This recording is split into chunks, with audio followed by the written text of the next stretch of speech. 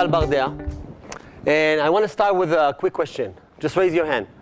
Which one of you have had an amazing idea, a groundbreaking idea, something that you thought is life-changing, disrupting, that you really thought, you had the best idea in the world, and you pitched it to everyone you know, and nobody really listened to you? Anyone? And how did it make you feel? How does it make you feel? It makes you feel like shit a little bit, right? Like, it makes you feel like you want to bang your head at a wall and say, come on. You guys don't understand it, right? You don't see it.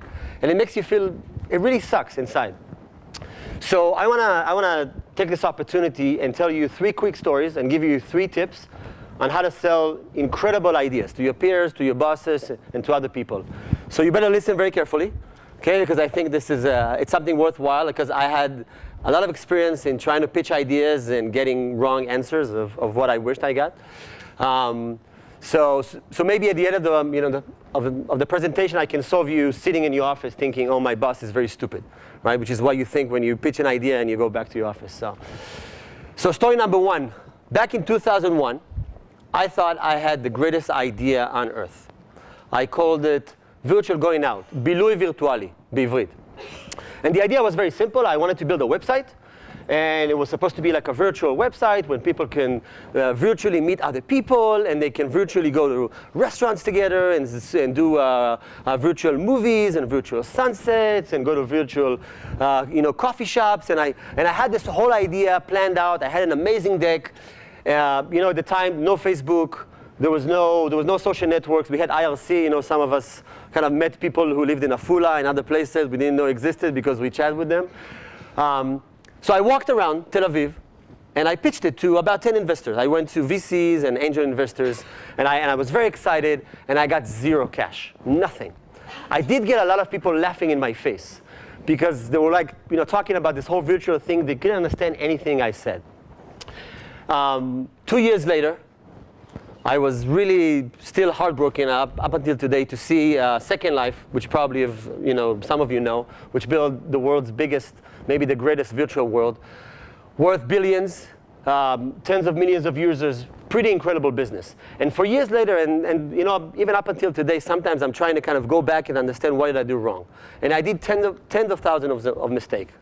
But I think the one thing I did wrong is everyone I talked to did not understand what my idea was. I was talking to them, right? I was giving them my idea, but they had no idea what I was saying.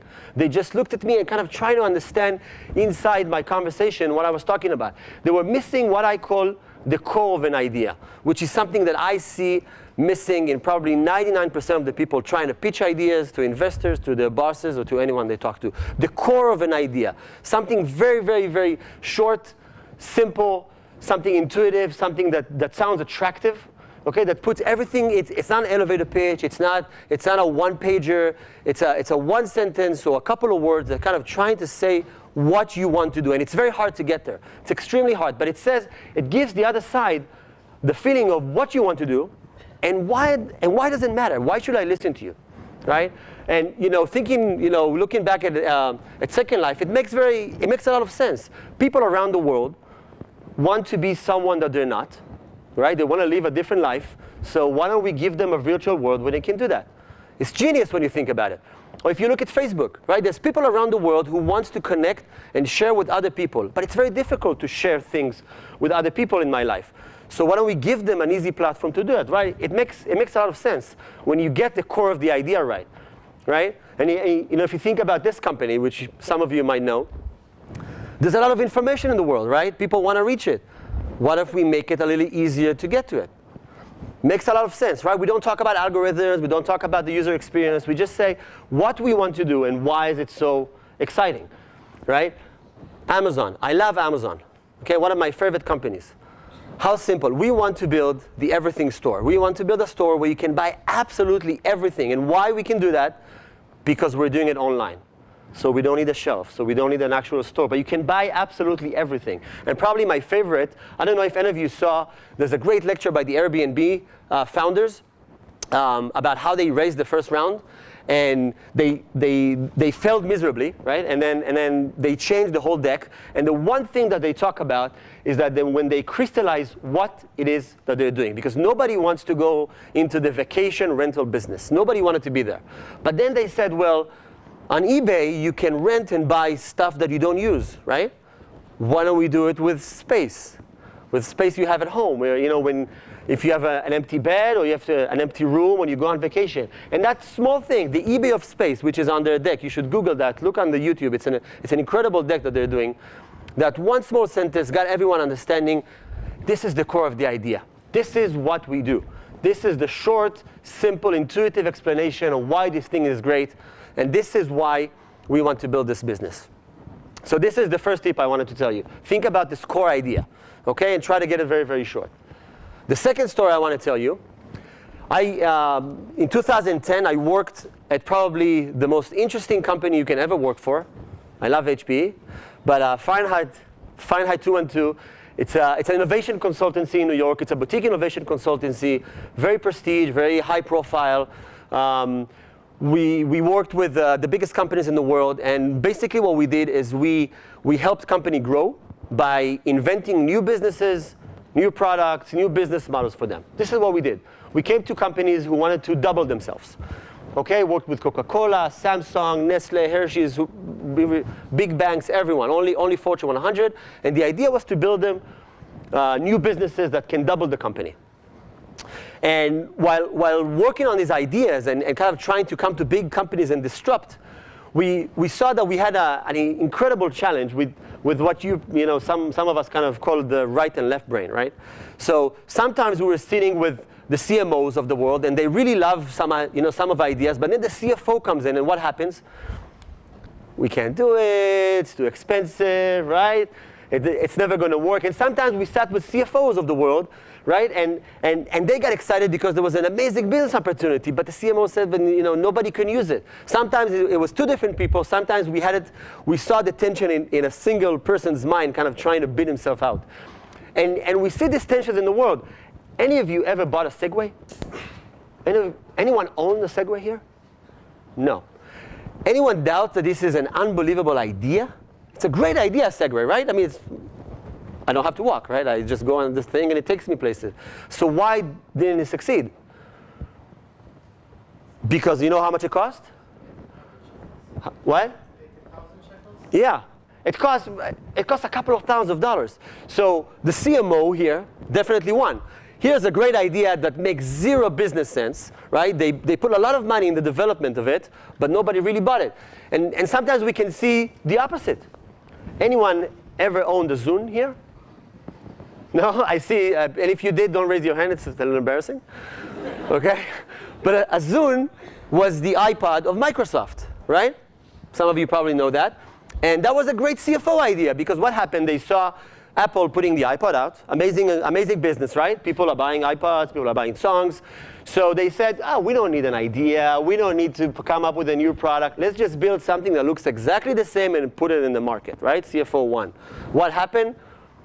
We're embarrassed to even talk about that. So that tension is something that we see, and it made it very hard for us as an innovation company to sell incredible ideas, because we saw that tension all the time. So what the company did is pretty genius, and I think it's a great tip. We took this tension and made it a driver for a competitive advantage. We invented a model, they invented the model, the founders invented a model called money and magic.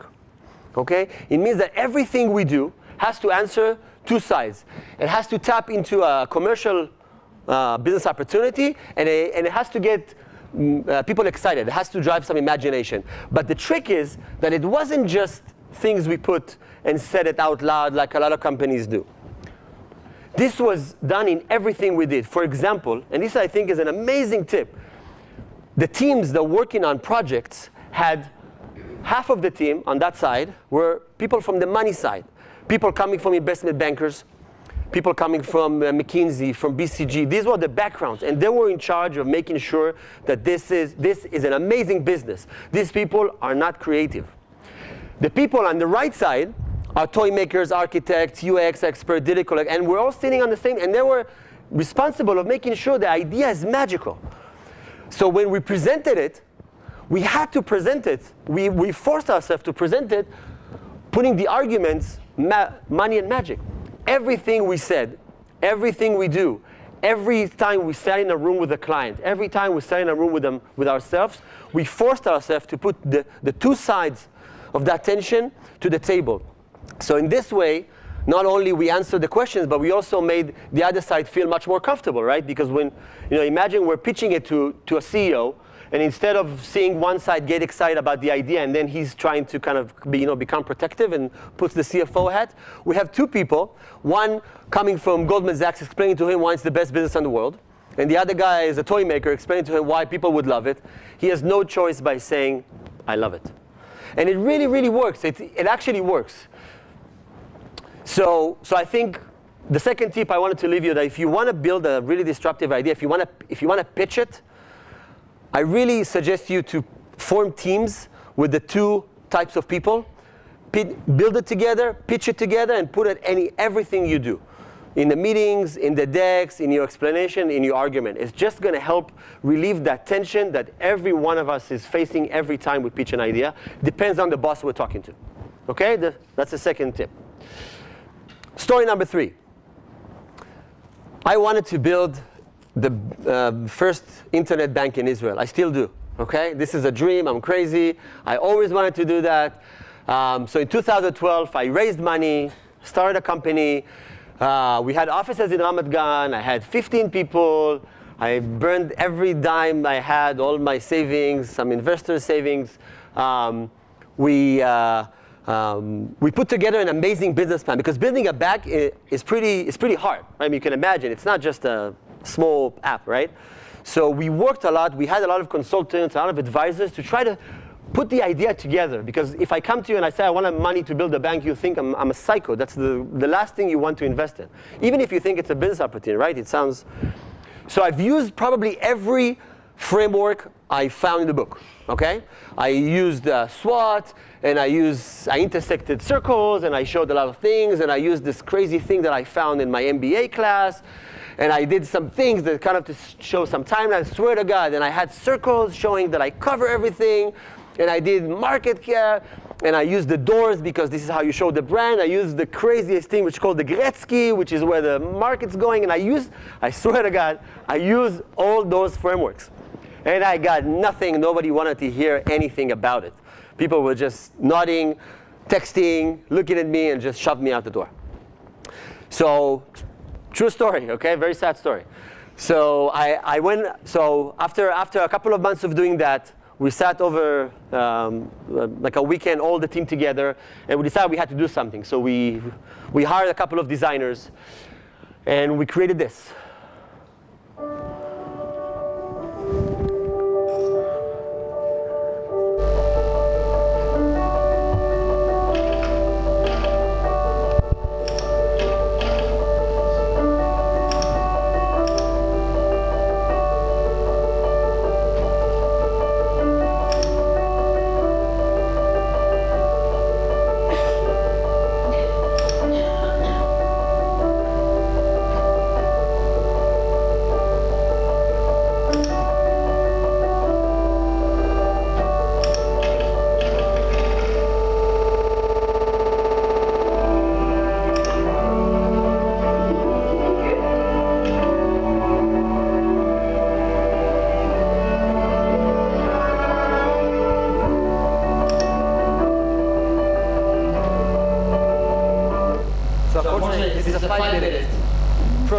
Okay? If anyone wants to see, I can show it to you later. But we did this, and we got money from 3 different people on our first 3 meetings after that. I swear to God, this is exactly what happened. And it was pretty crazy, because what we did is we just brought it to life. Instead of trying to explain it, we just put something that people felt it was human, right? We told some kind of a human story. And I came from a business background. I built a business plan. I did my MBA in New York. I built this whole Excel. And going into banking, I really built an amazing business plan. But what worked with the hardest investors is when I told them a human story. I saw some of you. Investors laughed when they saw the baby picture, and they heard the laugh of the baby, and they saw mom, and they're like, oh, and if you see the whole video, it's like really emotional. She grows up, she gives money back to the dad. I had one investor, this American woman started crying. She reminded her of her daughter. Really, it was unbelievable, unbelievable. What happened when I took a very complex idea, and instead of trying to explain it, I just brought it to life with 4 days of an amazing designer and a animator, really. And because what happened in the end, what people said is after we put play in the beginning of the meeting, people say, I want this. Now tell me how you're going to build this. Okay, but I sold it already. Now I just have to kind of tell them that I know how to do that. I didn't have to sell the idea. Now it was easier for me. Now I just have to sell a little bit about execution, my background. But it's an amazing advantage starting a meeting where after 5 minutes the guy says, this is what I want. Now let's talk business. Right? I mean, you get people's attention. So a lot of people don't have an imagination, right? Unfortunately. But when they get excited, they put the dots together. This is what I learned. They connect the dots. Instead of me trying to connect the dots for them with tens of thousands of slides and arguments, and right, I got them excited, and they just immediately connected it together. So this is a big learning for me. So bring the ideas to life. So just to summarize, 3 stories, 3 tips. So the first one, get to the core of the idea. It's very, very hard. It's extremely, if any of you ever went to a pitch festival of startups, right? Some of you probably are working on startups. You hear people are talking, and you're like, I have no idea what this company does, right? Right? So don't go there. Take the time to think about it. Put it in something that gets people excited. What you are doing, why is it very exciting? You can get there, right? It's really possible. Think about the money and the magic. Build your teams this way. Sell your arguments this way, right? It really helps take away a lot of the tensions with the people in the room, no matter if you're pitching to a CMO type guy, a guy who gets excited by consumers, or a guy who's a business. Then you're answering both sides. So really do that. Do it in everything you do, right? And it looks very smart. It looks like you really thought things through, right? And the last thing, bring it to life, right? Tell a human story, bring it to life, get people excited, they connect the dots. It makes things much, much, much simpler. Good luck.